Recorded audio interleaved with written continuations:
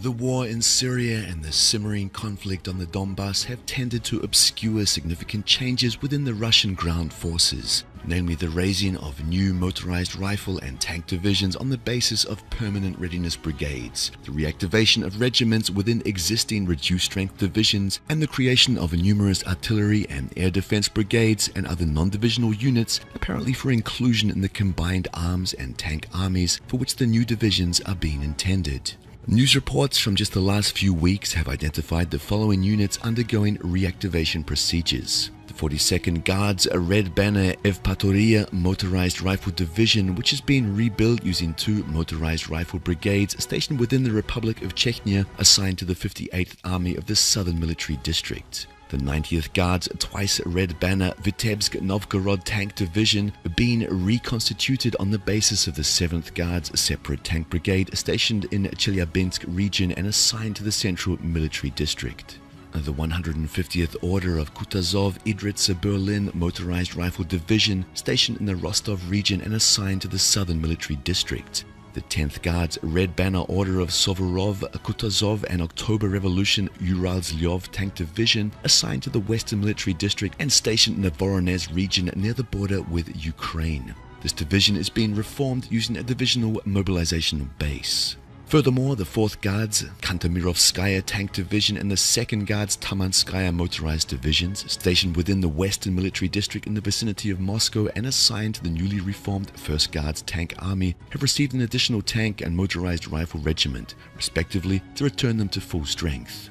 In all cases, the units follow divisional organizations roughly similar to late Soviet-era formations, with the tank divisions having 3 tank and 1 motorized rifle regiments, and motorized rifle divisions having 3 motorized rifle and 1 tank regiment. It has not been reported whether the individual regiments will similarly follow the standard 3+1 mix of motorized rifle and tank battalions, though it appears likely they will do so. The units will utilize the standard range of equipment used by Russian heavy forces, including T-90A and T-72B3 main battle tanks, BMP-3, BMP-2, and BTR-82 infantry fighting vehicles, 2 S-19 self-propelled howitzers, BM-21 multiple rocket launchers, plus self-propelled air defense gun and missile systems. Eventually, the divisions will start receiving latest generation weapons that were first exhibited during the 2015 Victory Day Parade, such as the T-14 MBT, Kurganets and Boomerang IFVs, T-15 Heavy IFV, 2S-35 Koilitsia SV self-propelled howitzer, as well as possible upgraded T-90 AM and BPM-3M vehicles. While no re-equipment schedule has been announced, it seems highly likely the units of the 1st Guards Tank Army, which will form the Ground Forces Strategic Reserve to be used in decisive defensive and offensive operations, will enjoy the top priority in that regard. The activation of these units is being accompanied by equally significant reinforcement of non-divisional formations such as separate artillery, air defense, and combat engineer brigades and battalions that would naturally support the larger units during high-intensity combat operations conducted by the 1st Guards Tank and 20th Combined Arms Armies. Separate motorized rifle and tank brigades that are not being converted into divisions have also had their troop and equipment strengths increased, and there are reports that some of them will become all-volunteer for rapid reaction and possible expeditionary missions. The fact these are costly, long-term investments in Russia's security along its western borders suggests that, in spite of the political changes in the West illustrated by the election of Donald J. Trump, Brexit, the Italian referendum, the Russian leadership does not necessarily view them as indicators of an irreversible and permanent change in Western policies, away from regime change, color revolutions, and confrontation with Russia. EU especially is experiencing the worst crisis of its short existence, and the prospect of its disintegration is driving its elites to frame Russia as a threat to the EU's, through such means as, if Western media are to be believed, hacking, propaganda, and even weaponizing giant squids in order to preserve some semblance of European unity. The prospect of Ukraine's collapse as a state has had the effect of increasing Ukrainian bombardments and provocations along the border with Novorossiya. Finally, many in the US and indeed in Europe are correctly perceiving the recent developments in Aleppo as a victory for Russia and a defeat for themselves, which will naturally prompt them to take revenge elsewhere. The ongoing modernization and expansion of ground forces are by far the most important component of Russia's conventional forces, indicates that the Kremlin is aware the crisis has not yet passed. Indeed, it may not have even reached its peak yet.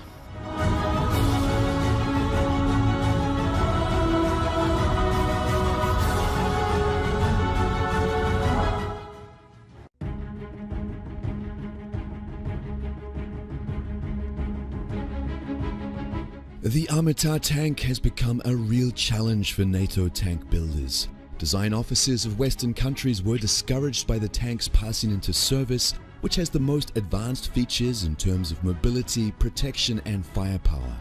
That is why tank builders have had to adjust their current projects on future tanks and prepare them for a possible confrontation with the Armata on the battlefield.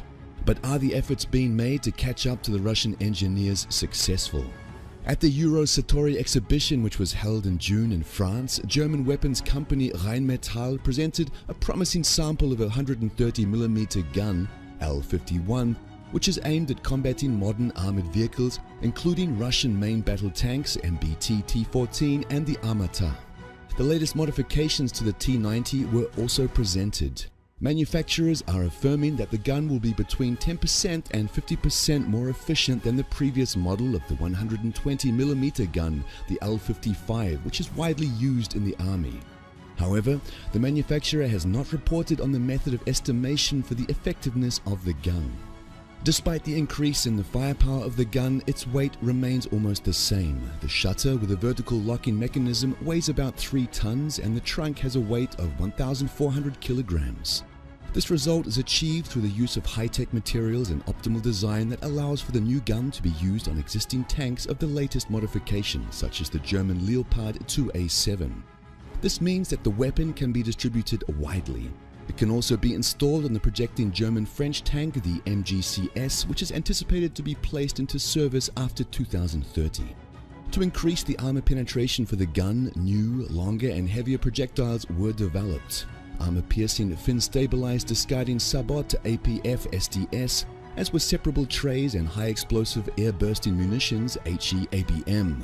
Despite the manufacturer's declaration of the significant increase in the firepower of the guns, experts have expressed doubts. The sample that was presented is designed for manual loading, and experts have confirmed that the rapidity of fire cannot exceed more than 6 to 8 rounds per minute. The T-14 has an auto loader which provides for the rapidity of fire of about 10 to 12 rounds per minute. Regarding the increased efficiency of the gun's shot, as claimed by Rheinmetall, it must be noted that the round's DM63 for the previous gun model, the RH-120 L55, which is installed on the tank Leopard 2, has a penetration of up to 800mm of homogeneous armor. Therefore, an efficiency of 10% in the L51 model yields 880mm.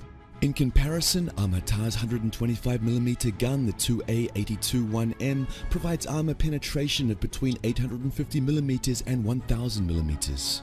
The 152mm gun, the 2A83, which has been tested in the 90s and into the century, will be installed on Russian tanks in the future. Hit 1 at 24mm of homogeneous armor. It is known that field tests of the German guns were not carried out and that the gun has not been set on a real tank.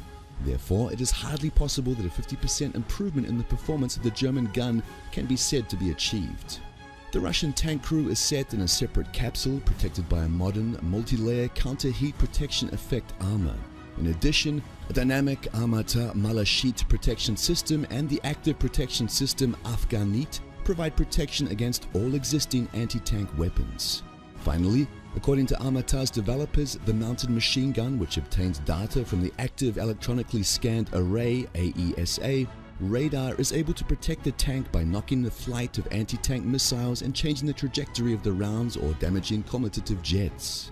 It appears doubtful whether the new German gun can defeat such a fortress at this stage, even with a possible 50% increase in its efficiency. Of course, much depends on the situation awareness systems used, the ammunition, fire correction systems and electronic warfare. But it will take years or decades to develop such a combat complex and corresponding strategy of its application. It should be kept in mind that Russian engineers will continue to design more sophisticated armaments. Since it is possible to now assert that the Armata is currently the most powerful and protected main battle tank in the world, Rheinmetall's affirmations that the gun can defeat the T-14 are seen as a marketing ploy in an attempt to attract the attention of potential customers to the objective problem of the need to combat the modern Russian tank. The arms concern also raises the question of the expansion of financing for such developments. Clearly the Western, or at least the European tank building industry is behind the Russian industry. Nevertheless, the US military technologies could pose a significant threat to Armata. as demonstrated by the Future Combat Systems FCS and familiar doctrines. US military strategists are betting on manned and mixed combat systems operating in 3 dimensions: ground, air, and space. According to this approach, the target should be defeated from the zone located beyond the line of sight of the enemy. For example, a promising lightly armored 20-ton tank, the XM-1202 Project FCM, equipped with a 120mm gun XM-360, was supposed to launch the mid-range munitions MIMKE or MIMCE to a distance of 12 kilometers and targeted with drones, Class 1 T-Hawk or 4-Fire Scout. It is therefore more likely that in the coming years we will see more Armata-orientated systems of weapons and even so-called Armata killers.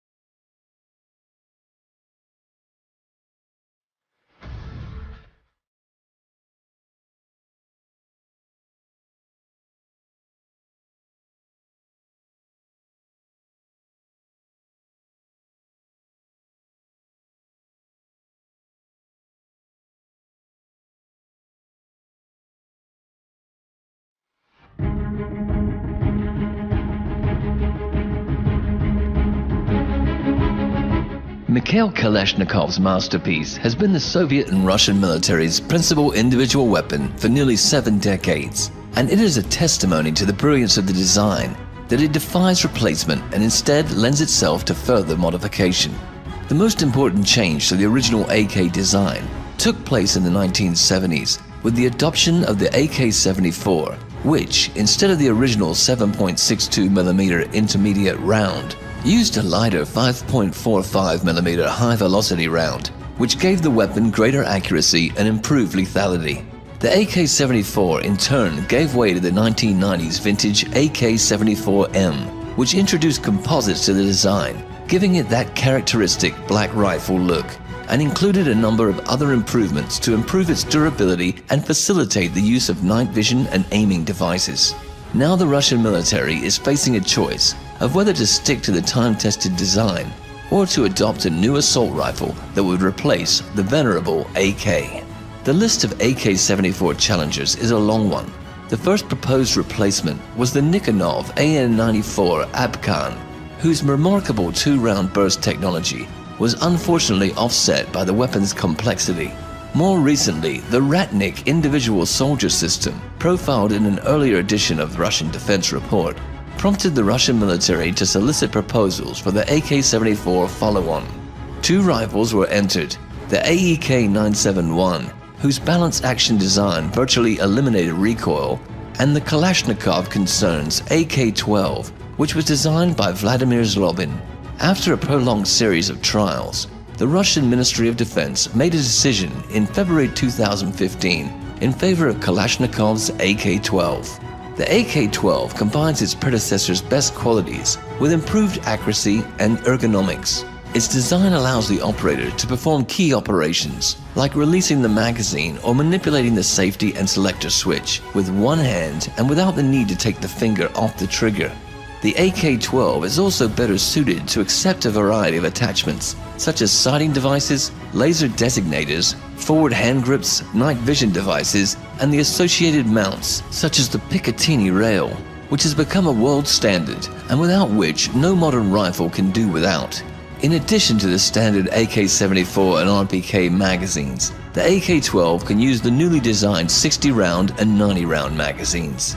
Does that mean that the Izhmash plant will soon be churning out millions of AK-12 rifles to replace the AK-74 series weapons currently in service? It does not appear likely. Part of it has to do with Russia's ongoing budget pinch, which has forced revisions to a number of other defense procurement plans. But the bigger reason is that the AK-12 just does not offer enough of an advantage to warrant such a dramatic rearmament. Russia is not unique in that respect. The US military has held several major competitions to identify a successor to the M16 and M4 weapons, and yet these rather flawed rifles will continue in service for decades to come. because the potential replacement's performance advantage is insufficient to warrant the cost. The May 2016 decision to equip the newly formed National Guard with AK-74M rifles is one of the indicators that the Russian leadership is instead opting in favor of continued modifications of existing rifles with the designation of AK-74M3. Several hundred of these rifles, referred to at the time as AK-74M Obvez, were seen already during the Victory Parade in May 2015. The AK-74M3 introduces a new buttstock design, a new hand grip, and changes to the receiver cover to facilitate the use of Picatinny rails, in addition to other improvements. The AK-12, on the other hand, will most likely be purchased in relatively small numbers for use by specialized and elite units, much as the way the US and other NATO countries issue more advanced and expensive designs to its elite forces while retaining older weapons in service. As is usually the case, the question of the relative importance of the AK-74M3 and the AK-12 to the Russian military will likely be shown by their presence or absence at this year's and future victory parades.